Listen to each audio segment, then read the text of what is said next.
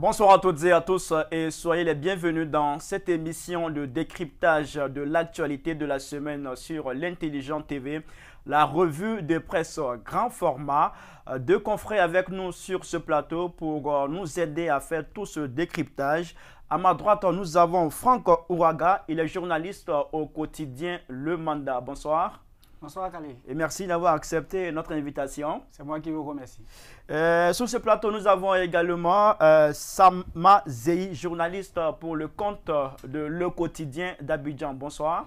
Bonsoir Khalil. Et merci d'avoir accepté notre invitation. C'est moi qui vous remercie. Alors merci encore une fois de plus à tous les deux d'avoir accepté de venir partager avec nous ce plateau de décryptage de l'actualité. Nous allons décrypter plusieurs sujets ce soir, notamment le premier secrétariat général du Parti des peuples africains Côte d'Ivoire, PPACI, où Laurent Gbagbo, président de cette formation politique, a demandé à ses hommes d'investir le terrain. On va parler également de cette annonce faite par le président de la République, Alassane Ouattara, qui a annoncé que l'État de Côte d'Ivoire va recruter 3000 soldats en 2022 dans le cadre de la lutte contre le terrorisme. On va évoquer également ce sujet-là relatif à l'élection à la présidence de la FIF, Fédération ivoirienne de football, qui finalement, je vais parler de cette élection, ne va pas se tenir au plus tard le 20 décembre 2021. Et puis à l'international, on va s'intéresser à cette affaire qui fait grand bruit au Congo. Il s'agit de cette enquête dénommée Congo Hold Up qui met en accusation le président Kabila et son clan d'avoir détourné la somme de 138 millions de dollars. Merci encore une fois de plus de votre fidélité à l'Intelligent TV. On part tout de suite pour la première rubrique de cette émission, la synthèse de la semaine.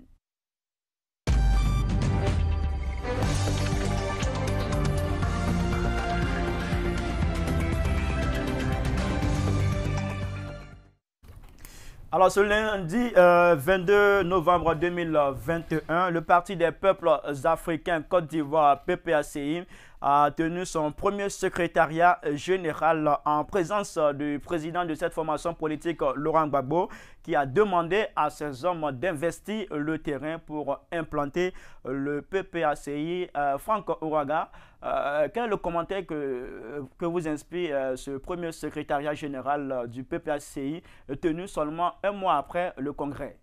Pour moi, cela rentre dans la mouvance de l'implantation d'un nouveau parti. Le parti est né il y a quelques semaines. Ils ont décidé de mettre sur pied leur comité des bases, de s'implanter à travers le pays. Cela participe de la vie politique, selon moi. D'accord. Sama Zeyi. Effectivement, je vais dans le même sens que mon confrère. Le parti est né, et donc il faut faire connaître le parti sur le territoire national. C'est Laurent Gbagbo qui revient, que tout le monde attendait. Les gens avaient déjà en esprit le FPI partout en Côte d'Ivoire. Donc il est arrivé, il a créé le parti. Il faut maintenant mettre ses membres sur le terrain afin de connaître le nouveau parti. Est-ce que ce n'est pas un peu trop tôt de la part du PPACI ou bien c'est le moment idéal d'aller sur le terrain? Je peux dire que c'est le moment idéal parce que du fait qu'il y a eu la rupture, comme je peux le dire entre guillemets, entre Laurent Gbagbo et l'ancien FPI, il a créé son parti et les gens qui aimaient déjà Laurent Gbagbo, on voit que Laurent Gbagbo a envoyé un nouveau parti. L'ancien FPI, le FPI existe toujours. Bon, je peux dire par rapport à Laurent Gbagbo, sinon le FPI existe. Donc il faut amener ces membres, comment dire, ceux qui viennent de nommer sur le terrain pour connaître le nouveau parti de Laurent Gbagbo. D'accord, on verra ce que cela va donner. Alors, Franck, est-ce que c'est une mission qui s'annonce facile ou délicate pour Laurent Gbagbo et ses hommes? J'ai envie de dire, seul l'avenir nous le dira. Seul l'avenir nous le dira. Le PPACI a pour avantage d'avoir comme structure l'ancienne base du FPI que la plupart de ses membres ont quitté. Donc, seul l'avenir nous le dira si c'est une stratégie gagnante ou non. Mission facile ou difficile? Moi, je dirais que la mission serait très difficile. Pourquoi? Qu'est-ce qui va rendre difficile cette mission? Les membres auront du pain sur la planche. Parce que dans les villages, c'est le FPI qu'on connaissait.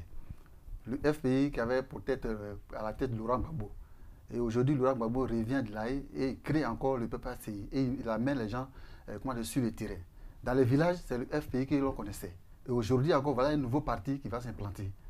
Donc il faut voir, il y aura quand même, comment dirais-je, il faut manager, il faut séduire encore ce même peuple qui s'appelle Laurent Gbagbo. Parce qu'après la crise, il faut le dire, il y a eu beaucoup comment dirais-je, de fidèles, entre guillemets, qui sont un peu découragés. Et il y a un nouveau parti qui vient. Donc je pense que même s'ils avaient comment dire, en esprit Laurent Gbagbo, et ce changement de mentalité va vraiment poser problème aux missionnaires. Au missionnaire du PPACI. Alors Franck, est-ce que vous partagez son point de vue? Vous pensez que ça sera difficile pour le PPACI de s'implanter dans le pays? Moi je dis facile ou difficile. Seules les échéances électorales permettront de savoir si le parti est bien implanté.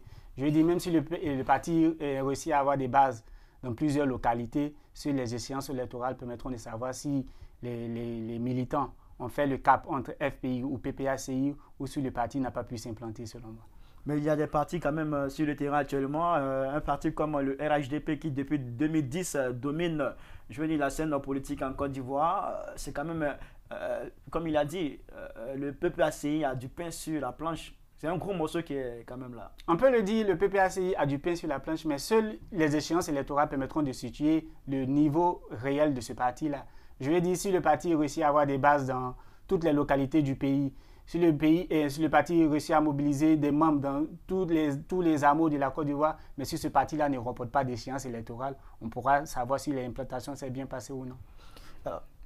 Mais moi, à ce sujet, je voudrais dire d'abord qu'avant d'arriver aux échéances électorales, il faut avoir la mobilisation sur le terrain. Il faut avoir la mobilisation sur le terrain. C'est pour cela que Laurent Gbagbo, il a créé le parti et il a dit que je vous mets en mission. Et sur le terrain, le travail va compter. Et dès maintenant, il faut mobiliser comment dirais-je, ce peuple. Comment y parvenir pour un parti politique qui a fait 10 ans sans aller sur le terrain, 10 ans durant lesquels Laurent Gbagbo il était en prison, ces hommes étaient absents sur le terrain, ils ont tout boycotté au niveau de la politique en Côte d'Ivoire. 10 ans après, comment on s'y prend cette fois-ci pour réussir cette mission? C'est pour ça que j'ai dit tout à l'heure que des gens, ces missionnaires, auront vraiment du pain sur la planche. Parce que Laurent Gbagbo étant absent pendant 10 ans, tout le monde a suivi le FPI sur le terrain. Parce que Pascal Avie-N'Guessan, lorsqu'il est sorti de la prison de Bouna, il a quand même mobilisé au nom du FPI. En ce moment, il n'y avait pas de querelle entre le FPI de Assoadou et le FPI de, Pascal Avie-N'Guessan. Et donc, tout le monde a suivi le FPI. Et voilà, de la base maintenant, à l'absence de Laurent Gbagbo, voici une fissure qui éclate. Maintenant, Laurent Gbagbo arrive, il dit, bon d'accord, il ne veut pas, approfondir la crise, il laisse le FPI et il crée le PPACI. Il faut voir sur le terrain des gens qui étaient déjà avec Avie-N'Guessan pour, une même idée de reconquérir le pouvoir. On voit dessus, Laurent Gbagbo dit, retirons-nous, nous allons créer un nouveau parti. Tu vois, donc, sur le terrain, ils vont d'abord essayer de, renouveler la confiance et ensuite sceller cette confiance avant d'aller aux élections. Moi, je ne vais pas dire directement quels sont les exigences qui vont définir, la sécurité du PPACI. Il faut d'abord mobiliser les gens sur le terrain. Et ça, excuse-moi, il faut être clair, ça sera une mission vraiment difficile. Pour moi, j'aurais souhaité, avant que Laurent Gbagbo n'envoie les gens sur le terrain, il fallait quand même que le président Laurent Gbagbo fasse une tournée au niveau de la Côte d'Ivoire, au niveau des 31 régions, organiser des meetings, parce que des gens, en voyant Laurent Gbagbo à un meeting comme ça, il a se mobiliser. Mais Laurent Gbagbo, il vient, il a créé le PPACI à Abidjan. Les gens sont partis à Abidjan pour voir Laurent Gbagbo, mais ceux de l'intérieur n'ont pas encore vu pour croire. Donc moi, pour moi, il faudrait que Laurent Gbagbo soit d'abord sur le terrain dans les 31 régions par des grands meetings et ensuite maintenant mettre les gens sur le terrain. Pour moi, là, il sera facile de remobiliser la troupe. Laurent Gbagbo sur le terrain, ça sera un moyen pour remobiliser les troupes. Vous voyez, Khalil, moi je parlais d'élections parce que si on s'est dit qu'avec la scission entre FPI et PPACI, déjà qu'on a retrouvé des noms sur la liste de PPACI qui se retrouvaient, qui étaient anciennement au FPI, si on s'est dit qu'on se base sur la colonne du FPI dans laquelle les militants du président Gbagbo étaient, c'est qu'on peut dire que la mobilisation est déjà sur le terrain. Mais pour un parti, comme vous l'avez dit, depuis 2010 qui est abonné absent aux échéances électorales, seul un test face aux électeurs pourra permettre de mesurer la popularité ou non de ce nouveau parti, selon moi. Mais est-ce que vous voyez Laurent Gbagbo, piloter, conduire cette formation politique pour ces élections-là dont vous parlez, par exemple en 2025? Déjà, moi, je parlais des élections locales et municipales. Municipales en 2023. Et autres. Maintenant, concernant la volonté du président Gbagbo de conduire le PPACI à l'élection présidentielle de 2025, il n'a pas encore réaffirmé, il n'a pas encore affiché. Donc, j'ai envie de dire, seul l'avenir nous le dira. Mais vous, en tant qu'observateur de la vie politique en Côte d'Ivoire, en tant que journaliste qui est toujours... voilà. Vous voyez Laurent Gbagbo, est-ce que vous pensez que il fera bien de se lancer? Moi, personnellement, je pense qu'il ne ferait pas bien.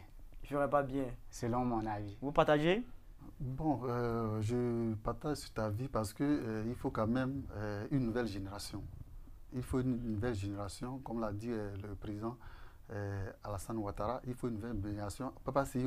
Ils ont aussi quand même des jeunes qui peuvent représenter le parti. Mais vous voyez, les trois grands, pensons un peu que les trois grands se retrouvent encore en 2025. On aura encore ces mêmes plaies que nous avons vécues. Donc pour moi, je pense que Laurent Gbagbo, qui est un grand politique, peut quand même déjà former un représentant aux élections de 2025. Et vous voyez qui? Donc, pour le moment, je ne peux pas décider comme le parti vient de naître et c'est maintenant. On a Hubert Ouley, on a Assoa Adou, on a Damana Pikas, on a Kone Katina. Mais c'est ce qu'il a dit, Laurent Gbagbo. Il a dit allez-y sur le terrain et c'est par rapport au terrain qu'il verra qui est compétent. Tu vois? Donc pour le moment, on ne peut pas aller en besoin pour dire que non, c'est tel jeune qui est bien positionné. Est-ce que lorsque Laurent Gbagbo parle ainsi, allez-y sur le terrain, c'est sur le terrain on verra qui est compétent. Est-ce que vous voyez en lui cette volonté-là de passer la main à une nouvelle génération en 2025? Bon, pour le moment, je ne peux pas décider à la place du PPACI parce que... Non, vous ne décidez pas, mais à entendre ces propos de Laurent Gbagbo, vous y voyez une volonté de passer la main quand il dit aux jeunes d'aller sur le terrain, on verra qui est compétent. Bon, à ce sujet, vraiment, je ne peux pas décider parce que le PPACI, c'est un grand parti. Non, vous ne décidez pas. Juste savoir si Laurent Gbagbo demanda à ses militants, surtout aux jeunes, de partir sur le terrain et il verra qui est compétent. Est-ce que vous voyez en Laurent Gbagbo la volonté de passer la main à une personne encore plus jeune en 2025? C'est pour ça que j'ai dit que Laurent Gbagbo, c'est un grand politique. Donc, quand il a dit aux jeunes d'aller sur le terrain pour implanter le parti, Laurent Gbagbo verra à la suite quel jeune, s'il veut passer la main, quel jeune qui mettra à sa place. Mais pour le moment, je ne peux pas dire oui, je ne peux pas dire non.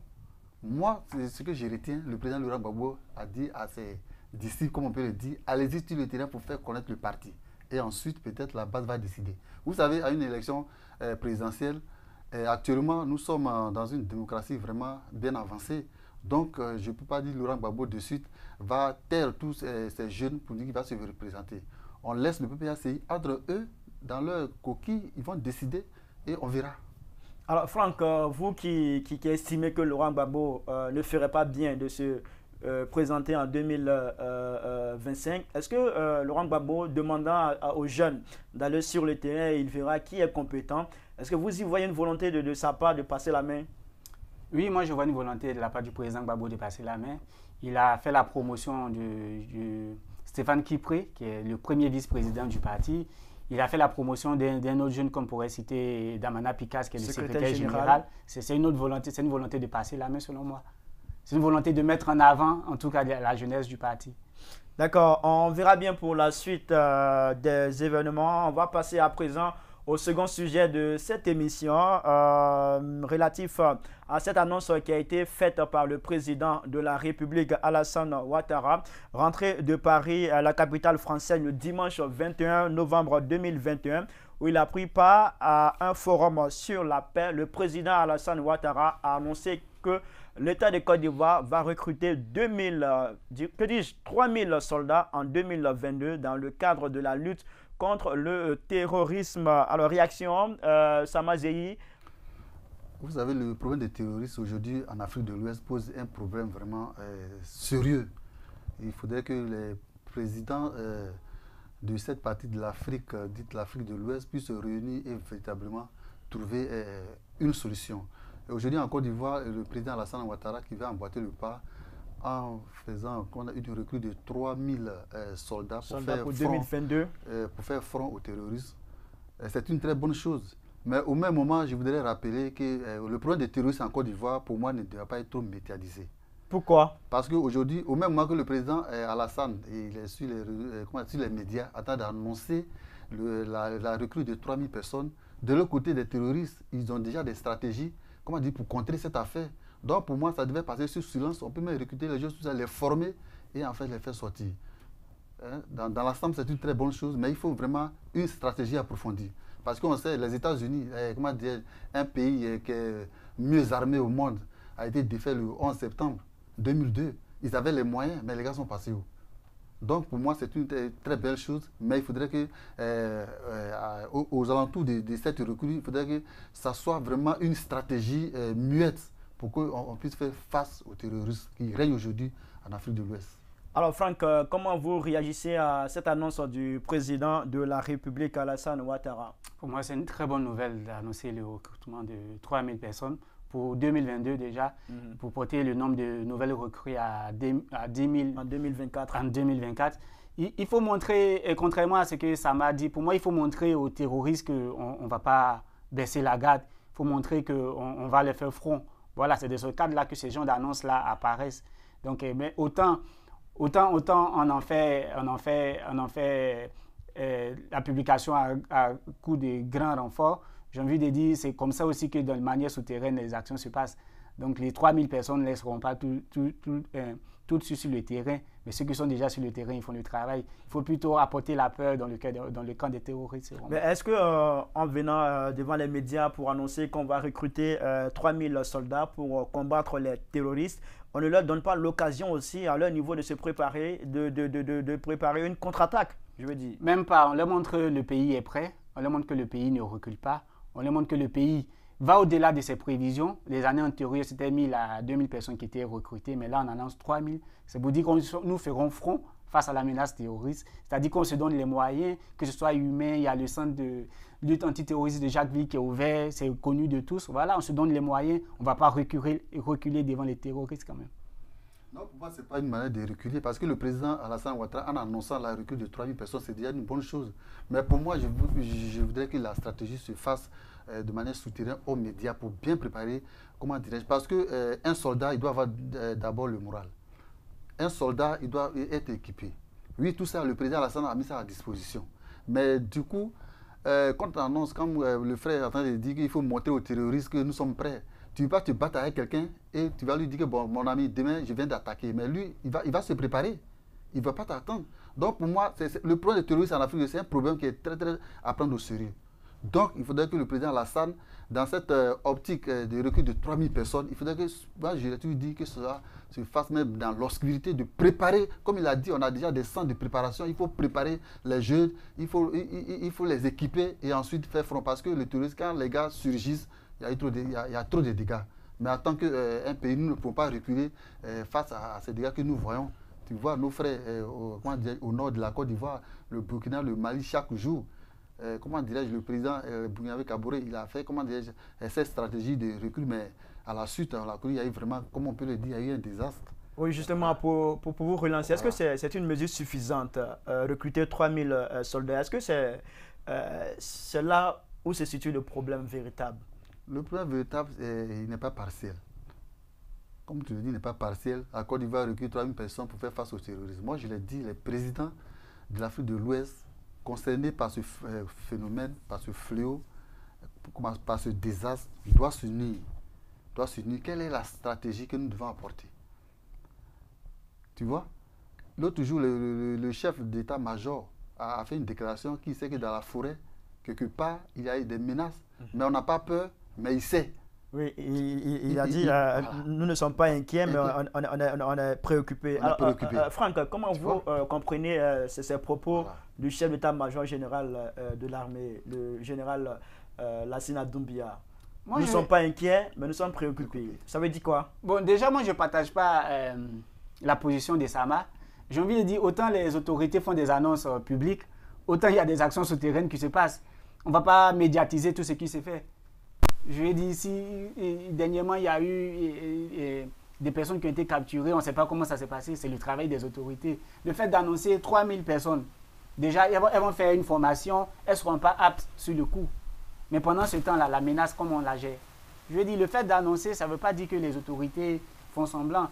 Dernièrement, je crois cette semaine ou la semaine dernière, il y a les chefs d'état-major de la CEDEAO qui étaient ici. Oui. Voilà, les gens travaillent. De plus en plus, c'est de la coopération. Et c'est au cours de cette rencontre, le général Lassina Doumbia a dit que nous ne sommes pas inquiets, mais préoccupés. Comment vous comprenez cela? Le fait que les autorités savent où les gens s'entraînent, leurs bases logistiques, de quels moyens ils disposent, ça peut déjà nous rassurer.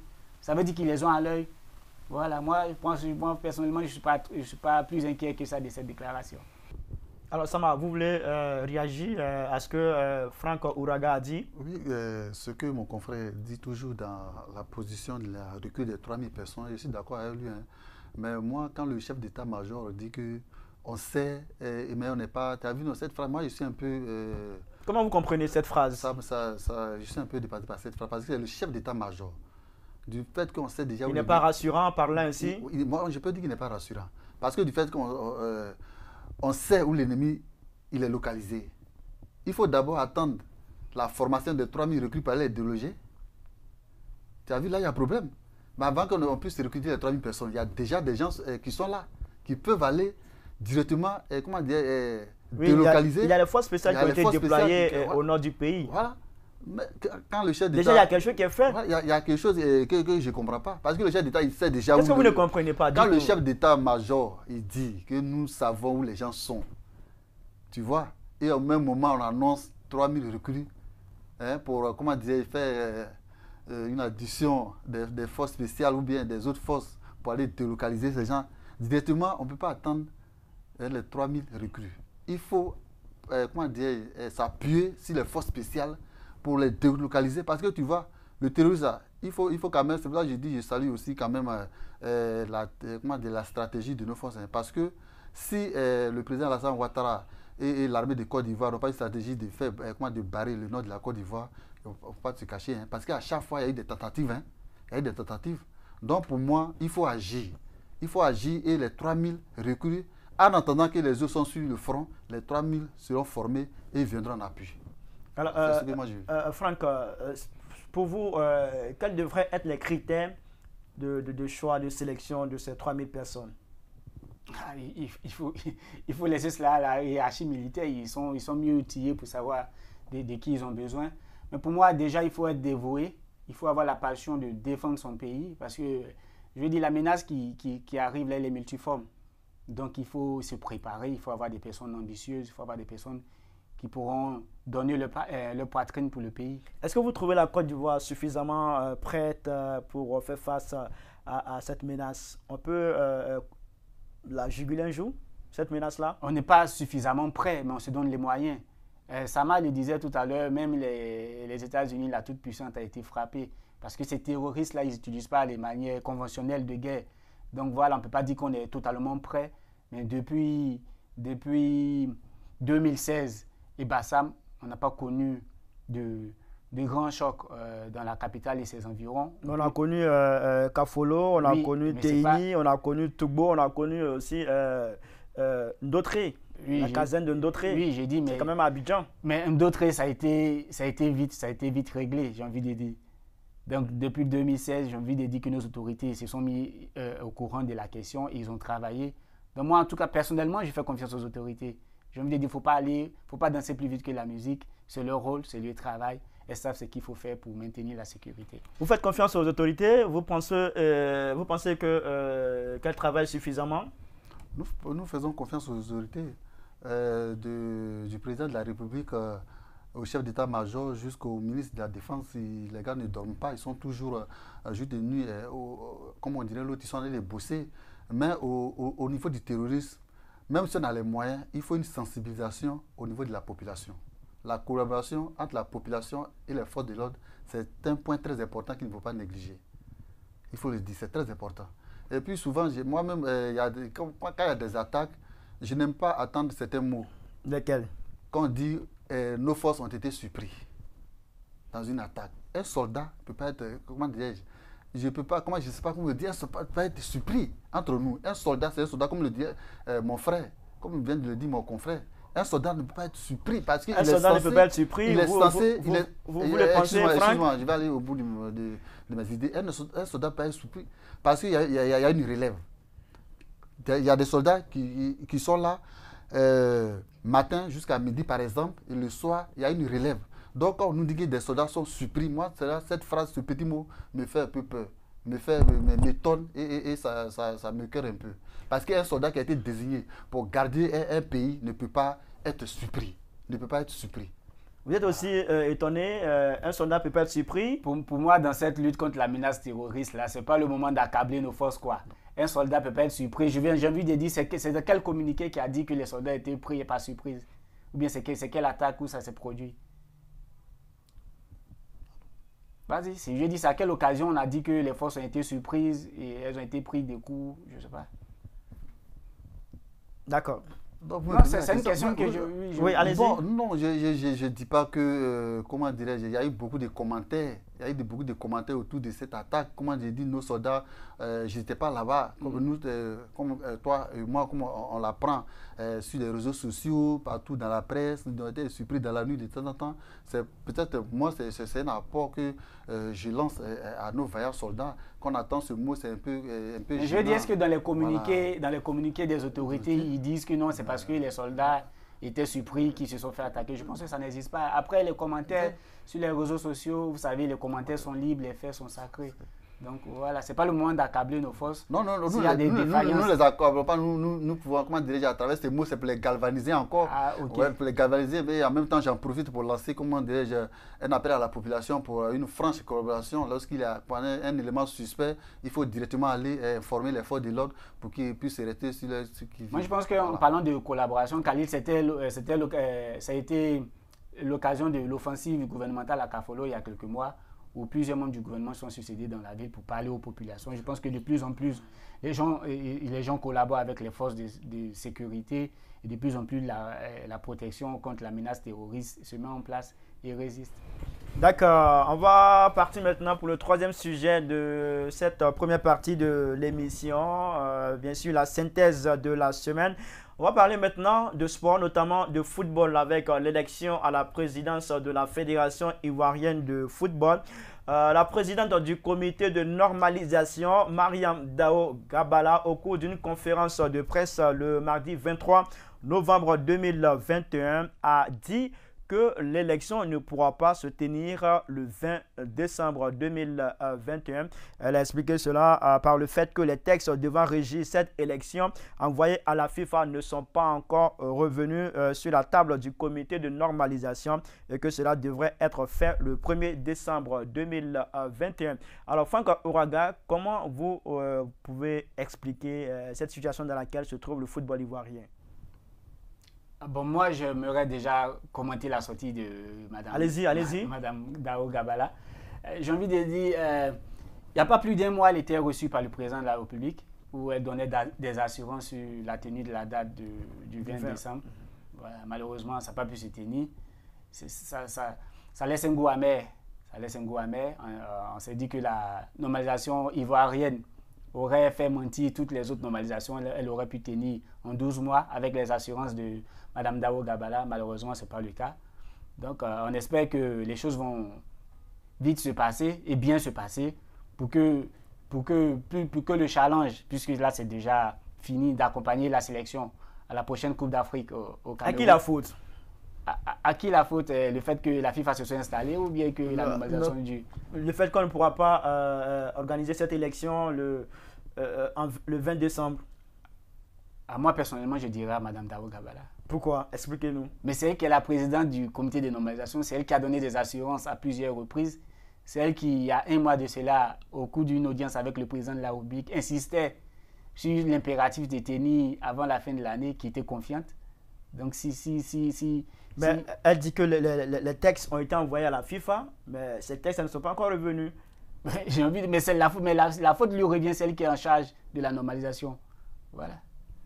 Samazei, comment vous pouvez expliquer cette situation dans laquelle se trouve le football ivoirien? Normalement, on devrait tenir cette élection le 20 décembre, mais ça ne pourra pas se tenir. Cher ami, il faut le dire, vraiment, le football ivoirien commence à broyer du noir. Le football ivoirien qui était dans la sous-région vraiment un modèle pour tous les pays aujourd'hui, sérieusement, il faut le dire que il devient méconnaissant entre guillemets. Parce que, comme l'a dit mon confrère tout à l'heure, il va à une audience avec le chef de l'État et il sort de là, devant les médias internationaux. Il dit que non, l'élection aura lieu le 20 décembre. Les gars, les QG sont en train de se préparer et du coup, il vient que la date du 20 n'est pas tenable. Moi, je peux appeler ça une trahison. Parce que si, une trahison de qui? De Mariam Daoud Dabala. Elle a trahi? Elle a trahi le peuple ivoirien parce qu'elle a trahi le football ivoirien. Même si les tests n'étaient pas prêts, elle pouvait dire même au chef de l'État, bon, c'est une audience, mais je ne peux pas donner une date. Bon, nous sommes venus voir le chef de l'État pour essayer de voir comment on va organiser les élections. Pas donner une date. Tu donnes une date et tu viens encore. Donc ça fait, comment dirais-je, tu as vu double langage, comme on le dit.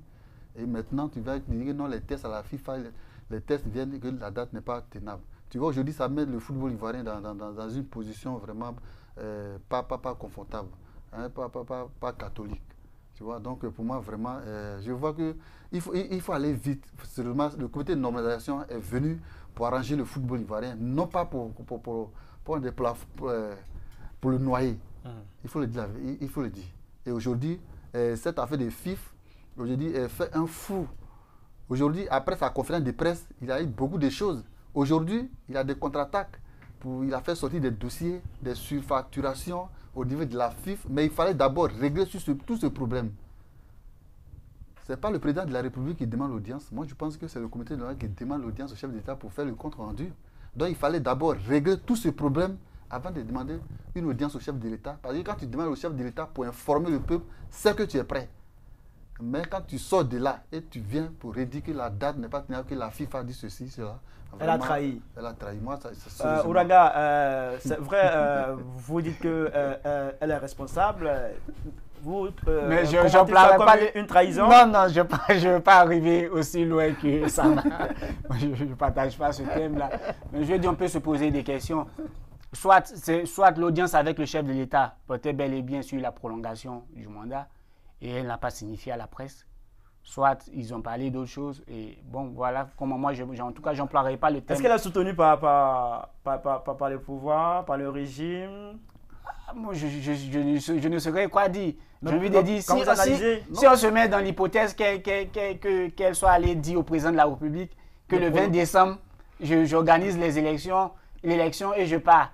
Et qu'après, elle soit venue devant les journalistes pour dire qu'elle ne pourra pas tenir, je pense qu'ils ne peuvent pas s'entendre. Ou soit elle a plutôt donné la bonne raison au président de la République et elle n'a pas dit la bonne aux médias. Donc vous voyez pourquoi moi je pense qu'elle est responsable, mais je n'emploierai pas des thèmes comme mon confrère. Alors, Samazé, vous voulez réagir? Est-ce que le pouvoir soutient, cautionne tout ce qui se passe actuellement? Le pouvoir ne peut pas cautionner ça parce qu'en matière de football, en matière de football, comment je peux le dire, on peut dire que le football, la fédération, elle est autonome. Elle est autonome. Le pouvoir ne peut pas s'immiscer dans l'affaire du football parce qu'elle est sous la tutelle de la FIFA. Vous allez voir, si une fois le pouvoir s'immisce, comment dirais-je, dans cette affaire, il y aura directement des sanctions de la part de la FIFA. Mais comme c'est le président de la République qui est au-dessus de toutes ces organisations, donc il faudrait que le président puisse quand même appeler, comment elle s'appelle là, Daoud Gabala. Est-ce que vous pensez que Daoud Gabala ne veut pas partir? Parce qu'il y a beaucoup qui disent qu'elle ne veut pas partir du tout. Bon, c'est une mission qui lui a été confiée par la FIFA. Donc si elle finit la mission, elle va partir, elle ne peut pas s'entêter pour rester à la FIFA. Mais à la lutte où nous partons, les choses deviennent très compliquées.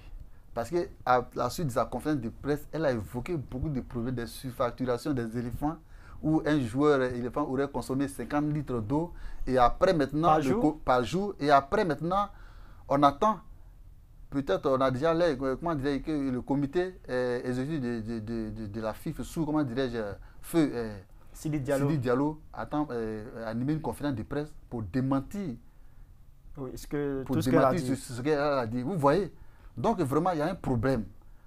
Il y a un problème autour de alors, Franck, quel impact cela peut avoir sur le football ivoirien? Un impact. Déjà, la sélection n'est pas qualifiée pour le dernier tour de barrage. Vous pensez que c'est du fait de la normalisation? Je ne pense pas que ce soit du fait de la normalisation, mais je pense que c'est un fait. La sélection n'est pas qualifiée pour le barrage pour la Coupe du Monde. Voilà, donc ça sera dans le mandat de la normalisation. Que ce soit de son fait ou non, chacun va en tirer les responsabilités. Vous parlez des conséquences pour le football. Il y a déjà cette saison qui s'est jouée de manière anormale, qui a connu la relégation de l'Africa Sport, tout ça, ce sont tout ça, c'est à mettre dans le compte du mandat du CONOR. Oui, parce qu'elle était venue pour normaliser. Pour normaliser, ça veut dire que mettre la FIF sur les rails. Maintenant, elle vient. L'équipe nationale de Côte d'Ivoire n'est pas qualifiée pour Qatar 2022. C'est que là, elle a échoué. Le championnat national qui traîne les pas. Il paraît que les clubs ont été réduits. Sinon, si les clubs étaient aux normes indiquées, l'Africa n'aurait pas allé en Ligue 2. Tu vois, donc vraiment, pour moi, il y a encore des études à mener pour vraiment normaliser cette FIF. Pour réussir sa mission, il faudrait que... Vous pensez que ce comité n'est pas normal? Bon, pour dire que le comité n'est pas normal, c'est trop dit, mais pour moi, la mission qu'elle attend de mener, avec tous ces, je peux le dire en termes de jardin, tous ces tralala qui sont en train d'évoquer, elle a évoqué les factures, d'autres vont répliquer avec des conférences de presse. Vous voyez que vraiment, où à la lune, nous partons, vraiment, ça sera vraiment du tout. Et pour l'élection à la FIF, je veux dire, la caution, ça a été supprimé, le nombre de parrainages a été ramené à 4. Qu'est-ce que vous en pensez? Moi, ça me laisse un petit sourire. Donc finalement, la FIFA a renvoyé les tests ou bien comment ça s'est passé? Elle a dit que les tests vont venir le 1er décembre. Bon, ça me laisse sourire. J'ai envie de dire, bon, c'est de bonne guerre. Si finalement, ces nouvelles conditions-là peuvent permettre aux 3 candidats pressentis de se présenter sur la ligne de départ, c'est tant mieux, on verra bien, on les jugera, les clubs les jugeront au cours de l'élection. Le fait d'avoir changé les règles du jeu, la caution qui a été supprimée, le parrainage qui était 8, maintenant on demande 4, vous en pensez quoi? Oui, c'est une bonne chose parce que les premières règles qui ont été établies, vraiment nous laissaient une FIF tendue. Parce qu'on a eu vraiment, du brouhaha autour de ces parrainages. Donc aujourd'hui, si cela est ramené à 4, c'est une bonne chose. Regardez l'image l'autre jour en rendant hommage à Sidi Diallo à l'université. Regardez l'image de ces candidats qui devaient être présentés, qui devaient être, à la tête de la FIFA, Drogba, c'est le vice-président Sori, merci, Sori. Vous voyez l'ambiance qui a régné. Donc moi, je pense que si on ramène, ce test à 4, c'est une très bonne chose. Les candidats auront encore du temps à se mobiliser et on aura pu digérer encore ces problèmes qui minaient autour de cette FIF et vraiment ça serait une très bonne chose pour les candidats et les clubs vont décider. D'accord, merci messieurs. On n'a pas encore fini. On va aborder maintenant la deuxième rubrique de cette émission, le rétro. On va écouter à présent Ambroise Thietier, qui est journaliste, analyste politique, et Sylvain Debaillé, journaliste pour le compte du site d'information. La semaine passée, ils étaient nos invités. Ils se sont prononcés sur le congrès, le 6e congrès extraordinaire du FPI. Ce congrès a-t-il été une réussite ou pas pour le FPI? Voici leur réponse. La mobilisation, parce que très peu de personnes s'attendaient à une telle foule, à un tel nombre de militants. La cuvette du palais était quasiment bombée. Hein. C'était complet. Donc, je peux dire qu'il a réussi son examen de passage. Il peut regarder l'avenir, je crois, avec sérénité. Il reste entendu que le meilleur baromètre, c'est les élections. Voilà. Et 2013 n'est pas loin pour qu'il puisse vraiment se mettre dans la balance pour voir ce qu'il veut. Bon, je pense que sur ce 6e congrès du FPI d'AFI, tout a été dit. Hein. Il y a certains qui pensent qu'avec la mobilisation qu'il a réussi son pari, qu'il a réussi son examen de passage. Mais moi, je ne voudrais pas analyser les choses comme cela. Parce que nous sommes en Côte d'Ivoire et les mobilisations ne sont pas tellement un baromètre. Tout à l'heure, s'agissant du baromètre, il a dit que c'était les élections. Cette mobilisation, ce n'est pas la première fois que Afin N'Guessan l'a réussi. Avant ce congrès, il y a eu des congrès extraordinaires. Quand quand il est sorti de prison, et même en pleine crise du FPI, il y a eu ce genre de congrès. Et le palais des sports de Trashville, c'est simplement 4000 places. Même avec le seul quartier et la seule commune de Trashville, on peut remplir cette salle-là. Donc, ce n'est pas, à mon sens, un élément. Alors Franck, après avoir écouté Sylvain Debailly et Ambroise Otietier, quel est votre commentaire? Je partage un peu la position de Debailly. Et pour ne pas faire d'injure à personne, j'ai envie de dire, montrez-moi un parti politique qui n'a pas reçu des rentrées politiques, qui n'a pas réussi à mobiliser lors des grands événements. C'est rare. Il n'y en a pas. Donc, je veux dire... Mais dans ce contexte-là, Laurent Gbagbo, en partant, il a dit qu'il laisse une enveloppe vide. Et pendant ce congrès, on voit une salle pleine, bourrée. C'est quand même un exploit, une réussite. Moi, j'ai envie de dire, rendez-vous aux élections. Voilà, l'enveloppe, l'image de l'enveloppe, ça ne renvoyait pas aux personnes. Parce que tous ceux qui étaient au palais, est-ce qu'ils votent? Est-ce qu'ils ont droit de vote? Est-ce qu'ils sont membres du parti? Est-ce qu'ils sont sympathisants? On ne saura pas. Tant qu'une élection ne viendra pas juger le PPA, CI et FPI. Selon moi, en tout cas. Alors, Samazei, qu'est-ce que vous pensez des propos de vos confrères? En fait, je partage un peu l'avis de Sylvain Debailly. Le palais où Afin Guessan... Personne d'entre vous ne partage l'avis de Ambroise Otietier. Le palais... Vous pensez que Afi est passé à côté? Non, c'est une mobilisation réussie. Il y a deux fonds au niveau comment dirais-je, de la mobilisation. On peut dire que le palais était rempli. Parce que lorsqu'il y a ce genre d'événements, Afin Guessan, après Laurent Gbagbo, c'est une première sortie. Il y a des badauds, entre guillemets, qui vont voir ce qu'il va dire. Et il y a les partisans même d'Afi. Donc pour moi, remplir le palais, ce n'est pas un événement.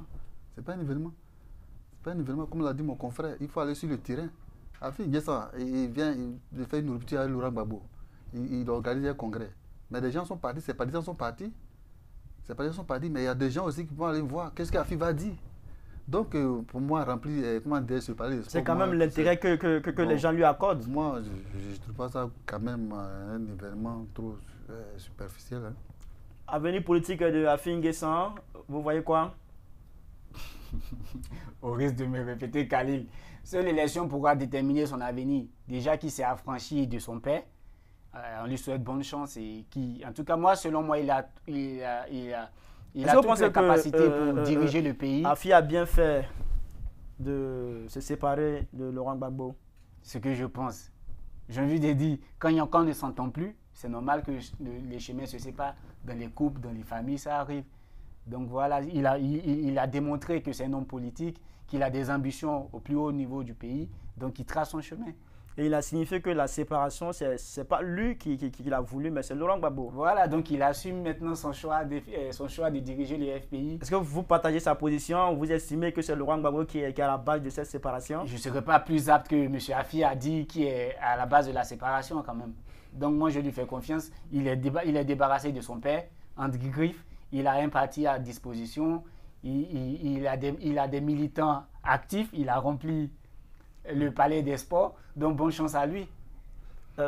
Samazei, Afi Guessan s'est séparé de Laurent Gbagbo. Il a signifié Laurent Gbagbo, c'est lui qui est à la base de cette séparation. Et il a même dit que ce congrès-là était pour lui un soulagement. Oui, ben, ce qu'il a dit, même sa phrase qu'on peut retenir de son discours, il a dit cette rupture est salutaire. Oui. Mais au même moment, je salue un peu l'esprit de Laurent Gbagbo. Parce que Laurent Gbagbo, lorsqu'il est arrivé de la prison, il pouvait quand même être en duel avec Afi Guessan pour dire que c'est moi, je suis le père fondateur du FPI. Mais sans parler dans un esprit de paix, il a dit, bon d'accord, M. Afi Guessan, voici le FPI. Est-ce que c'est vraiment dans un esprit de moi, je peux dire c'est dans un esprit de paix, parce que Laurent Gbagbo, c'est un démocrate. Je peux dire, il n'est pas le meilleur des démocrates du monde entier, mais... Selon Afi Guessan, il a demandé des audiences à Laurent Gbagbo qui n'a pas accepté. Un démocrate, il va accepter quand même des audiences. Moi, je ne peux rien dire parce que lorsqu'il formulait, comment dire... Je rapporte les propos d'Afi Guessan. Ouais, bon, moi, c'est seulement sur ce point, je n'ai pas eu de problème, mais moi, je peux dire, maintenant qu'il a le FPI, Afin N'Guessan peut faire son chemin. Peut-être que Laurent Gbagbo aussi ne pouvait rien face à Afin N'Guessan. Voilà pourquoi il est parti créer son parti politique. Khalil, seul l'avenir nous dira. Seul l'avenir aura la réponse. Seul l'avenir nous dira à cette question. Et moi, ce que je voudrais dire, maintenant que le président Afin N'Guessan à FPI, il y a un problème qu'il a. Il faudrait qu'il expose maintenant son programme de gouvernement.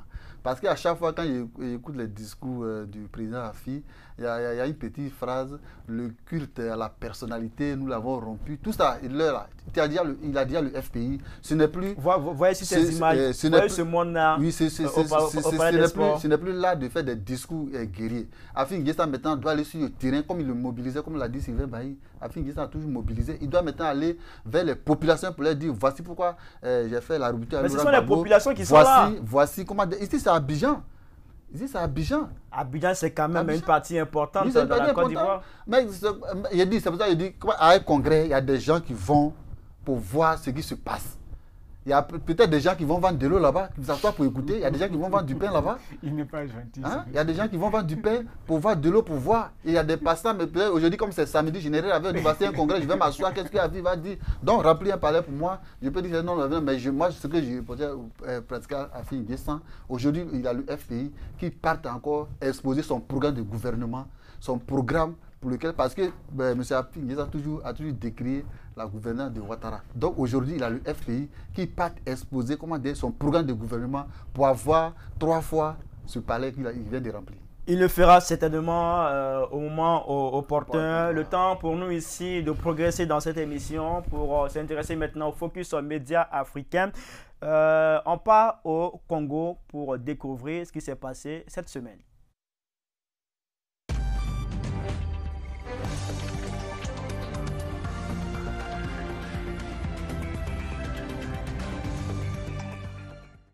Une information judiciaire visant le clan de l'ancien président de la République démocratique du Congo, Joseph Kabila, a été ouverte à Kinshasa après des révélations de détournement présumé de 138 millions de dollars, a-t-on appris le mercredi 24 novembre 2021 de sources judiciaires. Dans une enquête intitulée Congo Hold Up menée par des médias internationaux et des ONG dont la publication a débuté le 19 novembre 2021, Joseph Kabila et sa famille sont accusés d'avoir siphonné au moins 138 millions de dollars dans les caisses de l'État. Ces détournements présumés ont eu lieu de 2013 à 2018 d'après les auteurs de cette enquête qui fait grand bruit en RDC. Selon l'enquête, cette société a servi de véhicule à la corruption du régime et a prélevé une sorte de taxe Kabila auprès de plusieurs institutions et entreprises publiques congolaises. La Banque centrale, l'entreprise minière GECAMINE, l'Assemblée nationale, la Commission électorale, la Société des transports et des ports, le Fonds d'entretien routier. Selon l'enquête Congo Hold Up, les 138 millions de dollars ont été détournés avec la complicité de la banque